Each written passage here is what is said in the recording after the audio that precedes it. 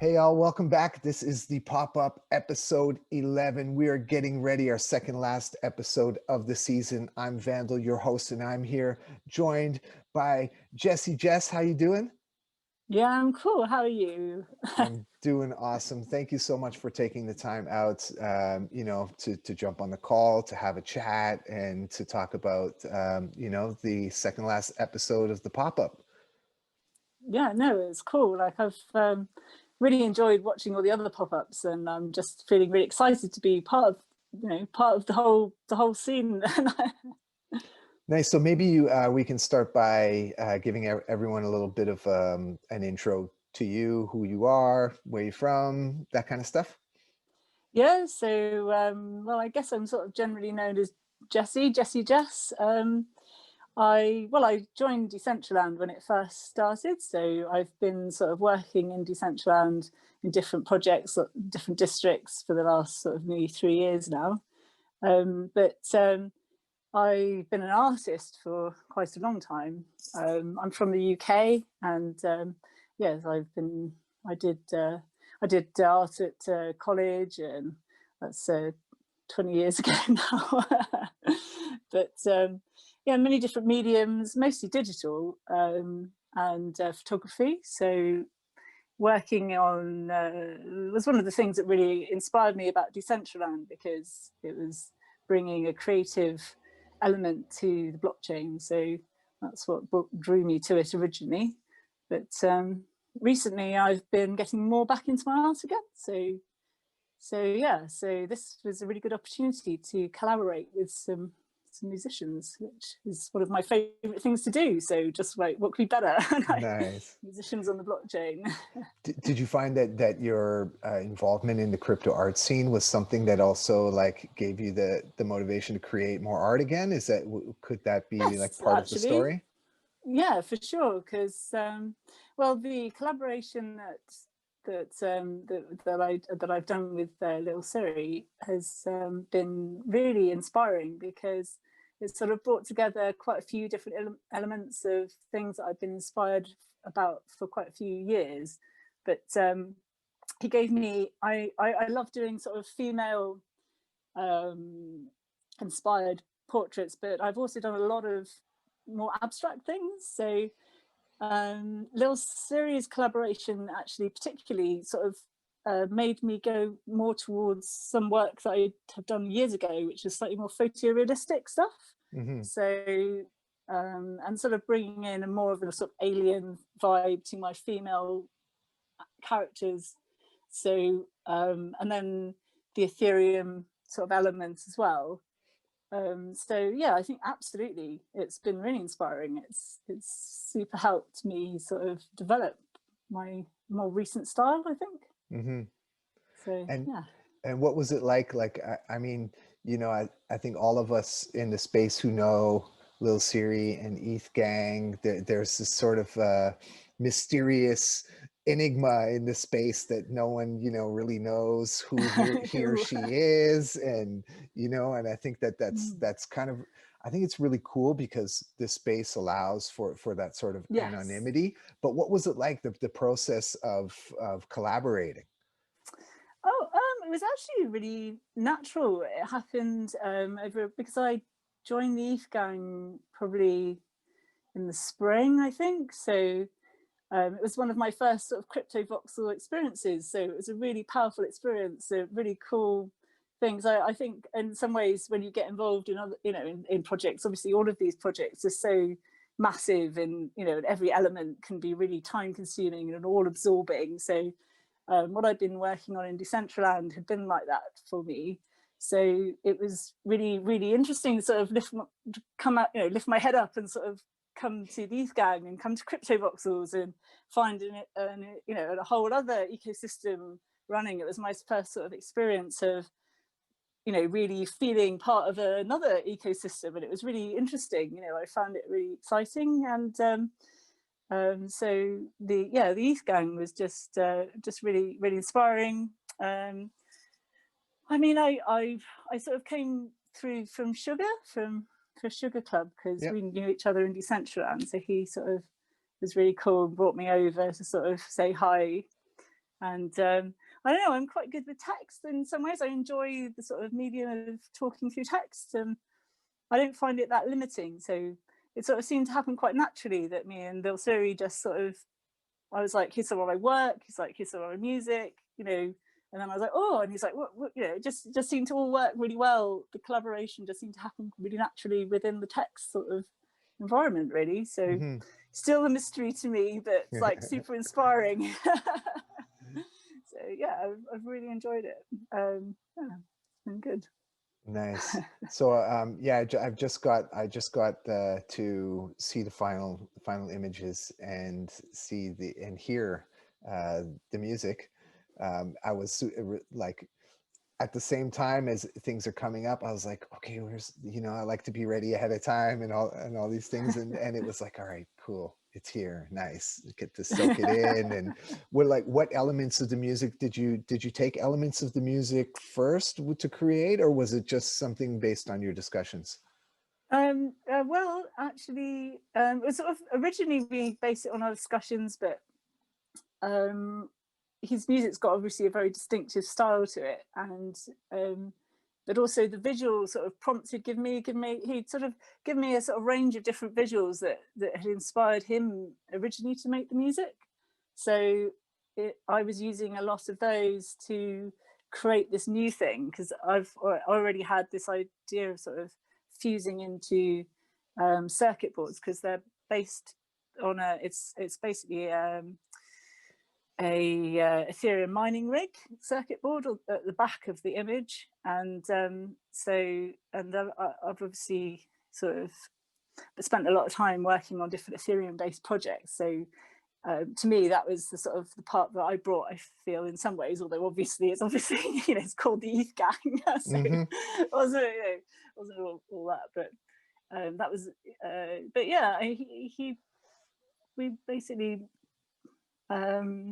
just he really wanted something particularly as well. It had a sort of egg, sort of alien vibe to it, and that just fused really well with the female things that I was doing already. So I don't know, it was just one of those really good collaborations that just seemed to flow really easily.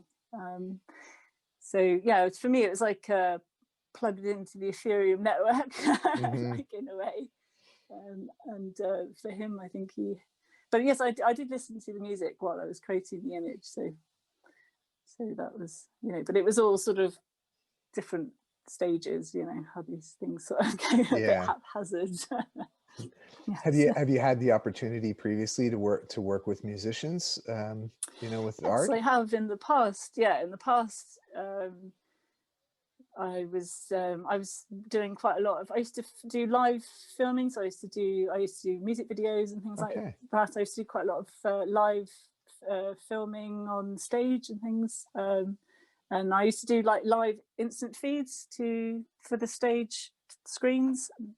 So, but then I did large scale projections at festivals, projecting onto tents and things. And I started, it was a while ago now, so this was like 12 years ago, I started trying to use interactive projection, which is a little bit less easy then than it is now.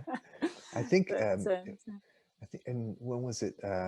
It might have been early 2000.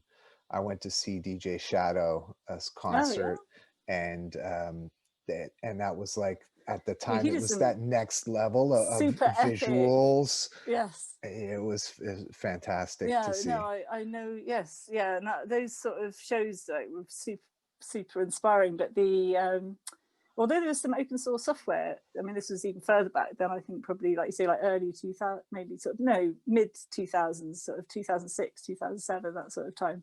There was like quite a lot of software that was open source that you could use. But unfortunately, I'd love to know how to code, but you know, it's something I sort of always graze upon and then just go, too complicated for me, you know.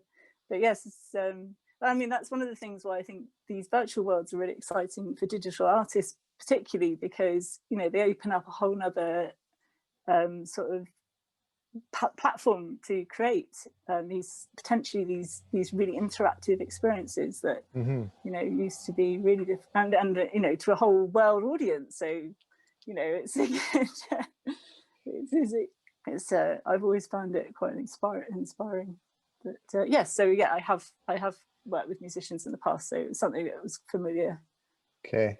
And how did you first like discover crypto art and the whole scene that's going on now?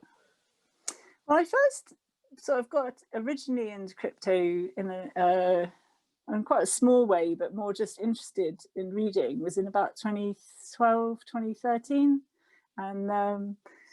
And I got really into like Quark, which is now completely lost and redundant, but and Bitcoin, and you know, and so on. So it's been a long ongoing thing really in my life that I've dipped in and out of. Sometimes I would say I've dipped out sometimes at totally the wrong time for financially, when I look back, and dip back in at the wrong time, you know. But the actual experience has been really interesting. But it wasn't really until Decentraland in 2017 that I really integrated into the community, into a community, you know, on a sort of much deeper level.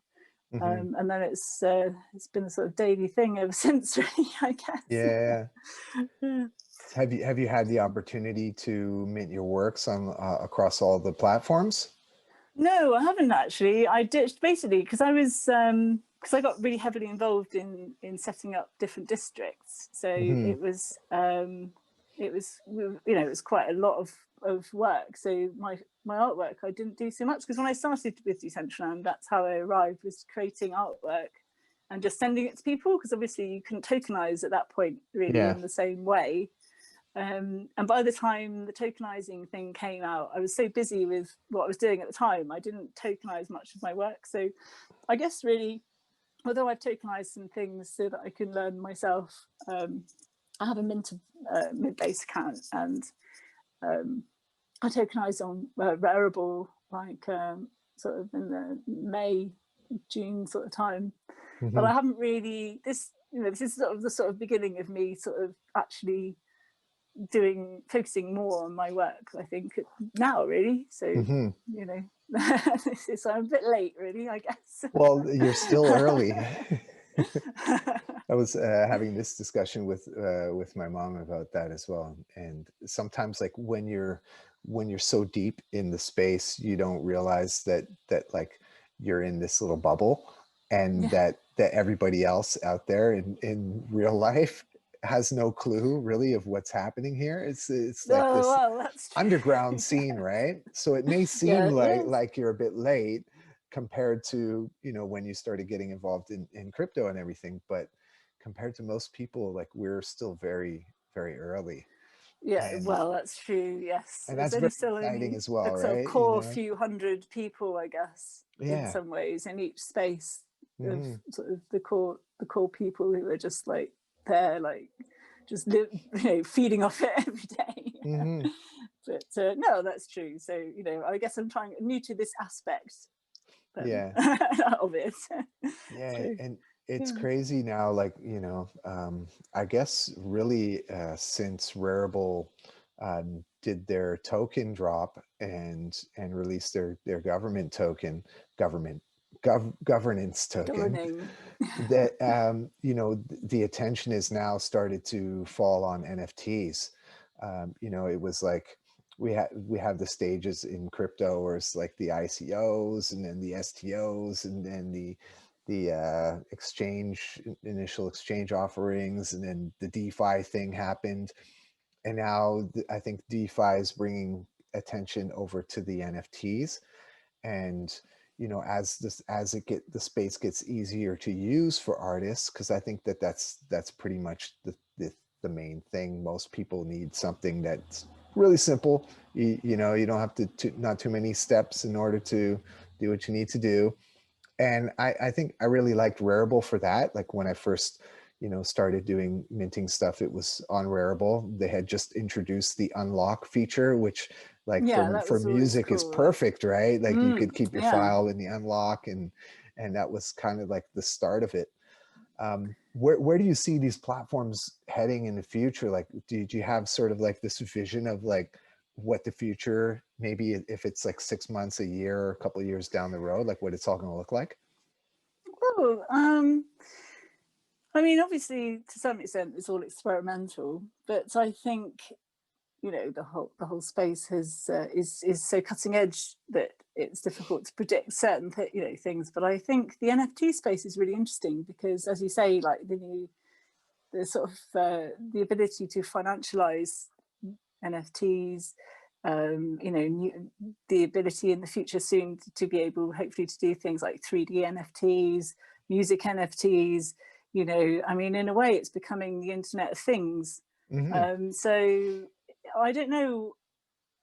In some ways, it's almost too big to predict, because I think that the space that the NFT market could encompass could be pretty much, in some ways, everything that we would imagine, or we imagine blockchain to be able to provide for the real world space. So, the fact you can tokenize pretty much anything with NFTs, it's, I don't know. I mean, it's good. Where could it go? Yeah. It sort of almost could create a whole other sort of universe of experience, monetization, everything. Everything in some ways, perhaps, that we've been looking for, or not. I don't. I'm sure there'll always be things that don't work quite as well. Yeah, like But remember those stereos that had a TV in it, and like they had like all these things in a boombox. They kind of tried to cram everything. I think it was like a 4-inch yes, screen. Remember those? Yeah, yeah. that didn't work. No, exactly. Yeah, so there'll be elements that, but the general flow of it, I think, is going to be groundbreaking. I mean, it is obviously in some ways, in some ways, the blockchain, the whole movement has been like the new internet, and I think in some ways, this NFT stage is really interesting. I mean, I'm not exactly sure where it's going to go, but I think it's probably the one that's going to push it forward, and maybe even the one that brings it into a more into more of the minds and the uses of people en masse, rather than it being such a specialized thing. Yeah. So next couple of years, I think it's going to be really interesting. I was Sure. imagining like the combination of NFTs, IoT, and 5G, and how everything would speak to each other. Like you would have like all of your objects or things would be an NFT like attached to it, right? So that kind of idea of that unique ownership between the digital item and the physical item, and then having this IoT, and then with 5G, each of the items can talk to each other and communicate within the network and do whatever they need to do, or whatever that might be. I don't know. Just like, I think that there's crazy potential. I think. Do you think it's going to change the? I mean, I guess in some ways, what everyone was looking for with the transparent system of the blockchain in the first place was to have fairness and openness, but also a sort of a revolution in the way that the financial system worked. But also, of course, that involves work and producing and creating and all of these things. And I think one of the most beautiful things about the NFT space so far is it's just brought in so many creatives into this technology that didn't have a way of actually expressing themselves or really participating before.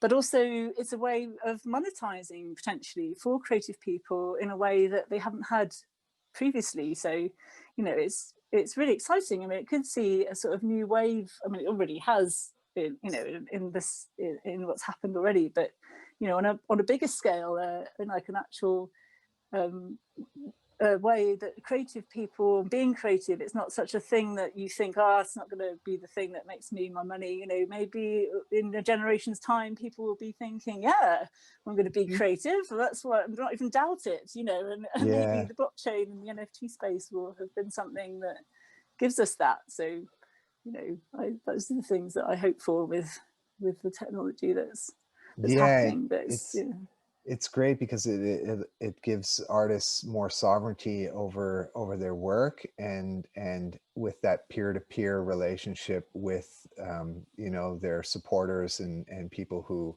you know, buy their stuff, and without having sort of the gatekeepers, you know, or the intermediary platforms that, you know, have restrictions, or, you know, take huge cuts. Like I was yes, having a conversation earlier with someone who was saying that their experience in the art world, in the traditional art world, that the galleries as the gatekeepers would charge sometimes 60-70% and take that much from the artwork from the artists. And it's like, okay, well, you just got rid of those people, you know, by these new platforms, and artists really being able yes, to utilize the technology to add benefit um, yes. and And sustainability.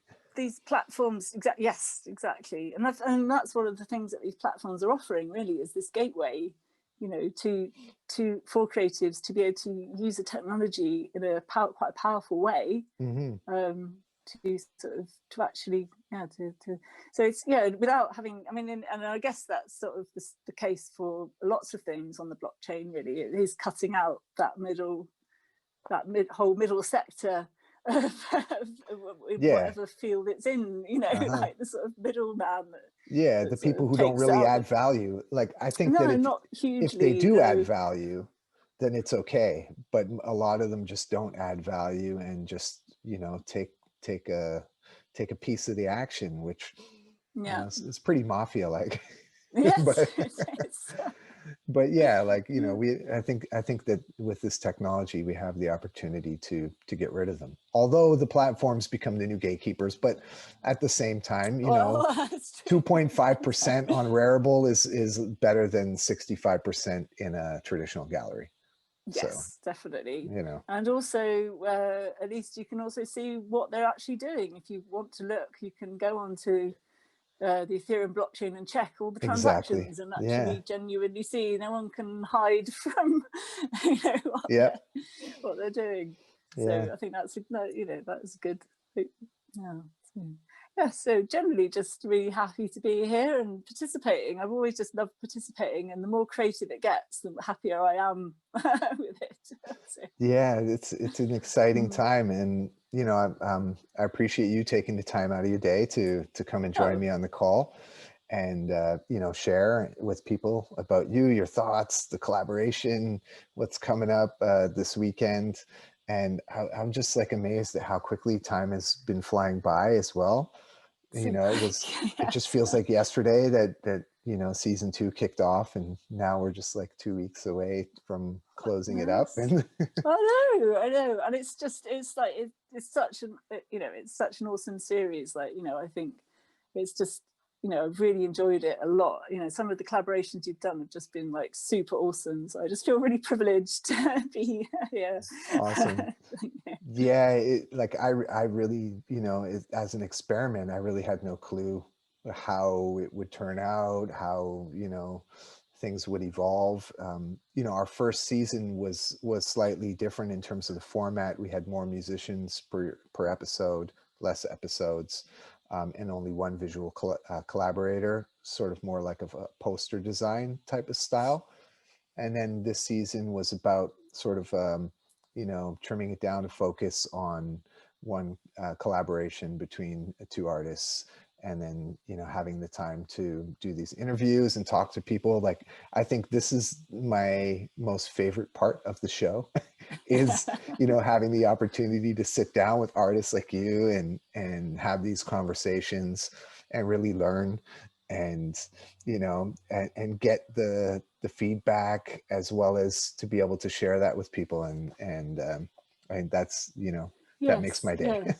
Yeah, well, no, it's really awesome. It's really, really awesome. So, and like I was saying, I think before we started recording, I think it's just, you're right, to do something when the technology isn't quite, it's there, but it's like, you're right at the front of that sort of new wave, I think, and it's a really exciting place to be. But also, when you're at the very front of something, you don't always know it's like there's nothing there to Yeah, I see. know. That's what I like, actually. Oh, is it? Oh, well. Yeah, Oh, you're in the right place then. it's because, you know, like I've always sort of been about free flowing and sort of spontaneous stuff. So like as an MC, you know, I love to freestyle and just kind of create spontaneously. And I think that you know, this the scene the way it is now and the way that the technology is just kind of shaping as we go, is like we have this opportunity to be a part of the shaping of it in many Yes. ways, right? And Yes. Yeah. and we never know where it's going to lead. Like, you know, tomorrow some project might pop up that you know, is another piece to the puzzle that you go, oh wow, this fits with that and that fits with this, and then hey, let's do this. Yes. So Yeah, you know. yeah, definitely, yeah, for sure, yeah. Yes, it is, and I think that's one of the really exciting parts, definitely, of being part of this, especially at this time. I think it's one of those times we'll probably all look back, anyone who's been in the scene during these few years, and sort of think, wow, that was actually, you know, there was a lot of innovation going on there. It was almost like everywhere you look, there's something really incredible being innovated and some amazing new thing happening, and you know, it's really exciting, very much. Yeah. So, you know, I yeah. was speaking with Sparrow, and she was like, "We're never going to see this time again. Like this is such No, a no, I unique mean, point yes, in yeah, I history think, that yes, we're a yeah. part of. That is just like very special. And I think that we should sometimes just take a step back and think, wow, you know, like this Yes, is, yes, you know." because it's easy to feel quite rushed sometimes. You think, oh, I'm so, you Oh know, yeah, you know, I'm way out. I've missed this, I've missed that. You know, yeah. I definitely suffer from that myself. And I'm like, oh, what happened over there? Like, you know, I missed that 6 months ago. Like, you know, but you know, you're like, yeah, 6 months is a long time in this world. That's for I sure. know, right? Yeah, it's so true. Yes. But oh well, thank you. It's been Yeah. awesome. I've Thank you, enjoyed it very Jess. much. Appreciate it. And before we go, Anytime. do you have any shout outs that you want to give anyone Oh out there? no, I mean I would. Well, obviously LilSiri, like ETH Gang, you know, and all of my friends in Decentraland and Crypto Voxels. Like, love you all, and thank you very much, Vandal, because Yeah. awesome You're show. most welcome. Don't forget out there to tune in October 17th. That's this Saturday coming up at 12 p.m. Eastern time. It's episode 11 of the pop-up featuring JessieJess with LilSiri. And I believe the title of the track is called DAO Gang. So it's going to be pretty cool. Don't forget to tune in, Awesome. share with all your friends, and follow Jess below in the link. So take care and have a great day. All right. Okay. Bye. Bye.